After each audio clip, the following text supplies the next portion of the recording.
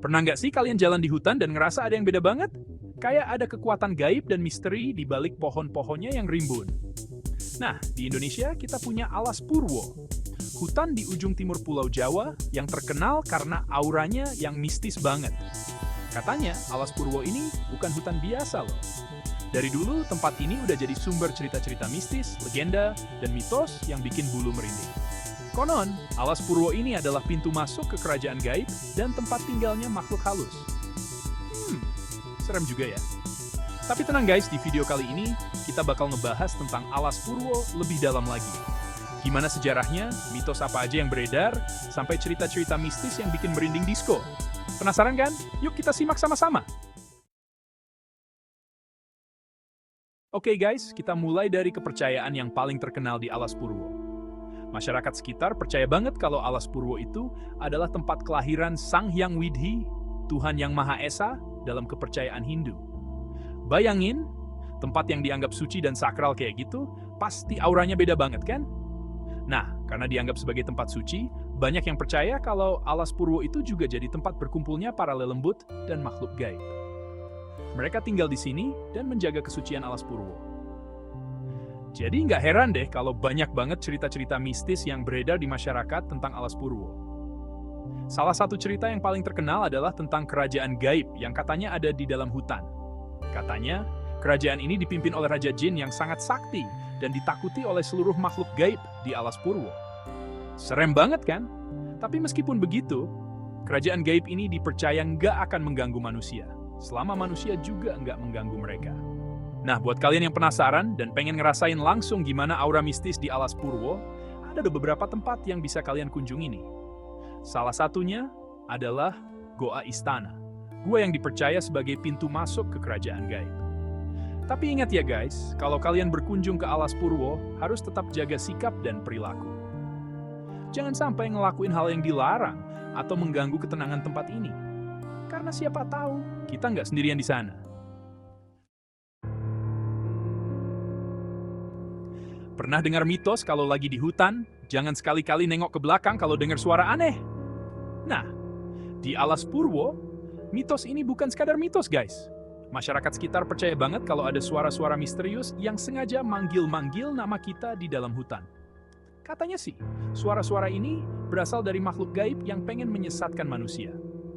Kalau kita terpancing dan nengok ke arah suara itu, bisa-bisa kita bakal dibawa ke alam gaib dan nggak bisa kembali lagi. Serem banget kan? Jadi, kalau kalian lagi jalan-jalan di Alas Purwo dan tiba-tiba dengar suara orang manggil nama kalian, jangan langsung nengok ya. Tetap fokus jalan lurus dan pura-pura nggak dengar apa-apa. Ingat guys, keselamatan lebih penting daripada rasa penasaran. Mitos tentang suara-suara gaib ini udah jadi kepercayaan turun-temurun di masyarakat sekitar Alas Purwo. Banyak cerita tentang orang-orang yang hilang secara misterius di dalam hutan setelah mengikuti suara-suara aneh.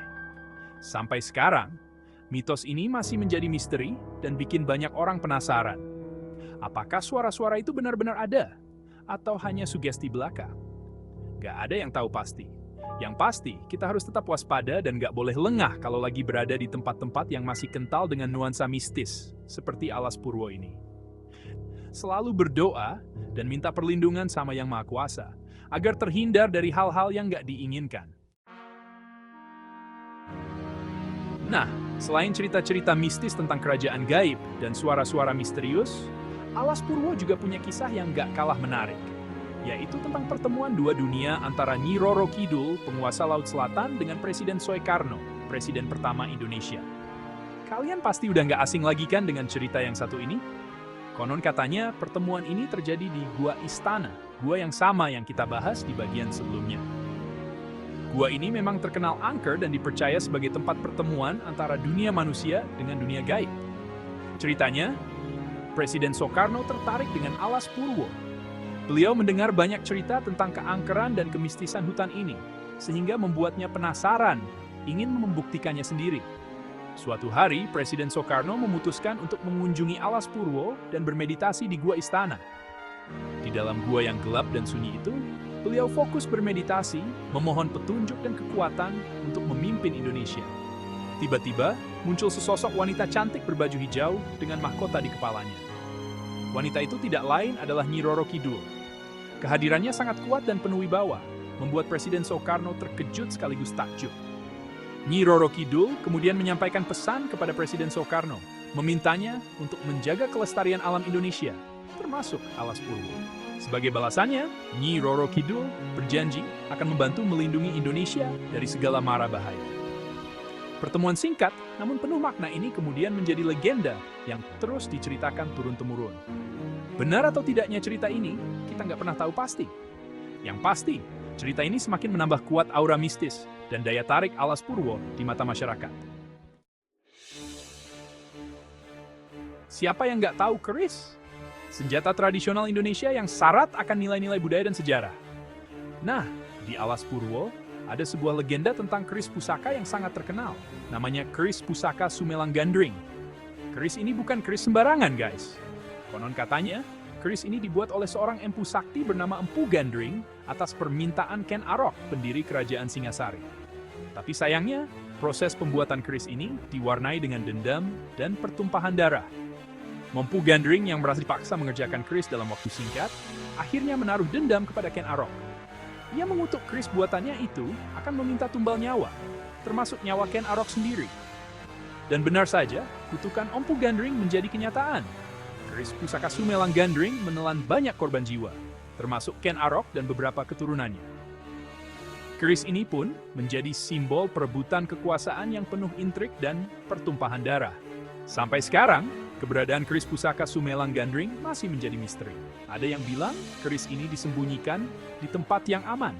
Ada juga yang bilang keris ini masih tersimpan di Alas Purwo, dijaga oleh kekuatan gaib.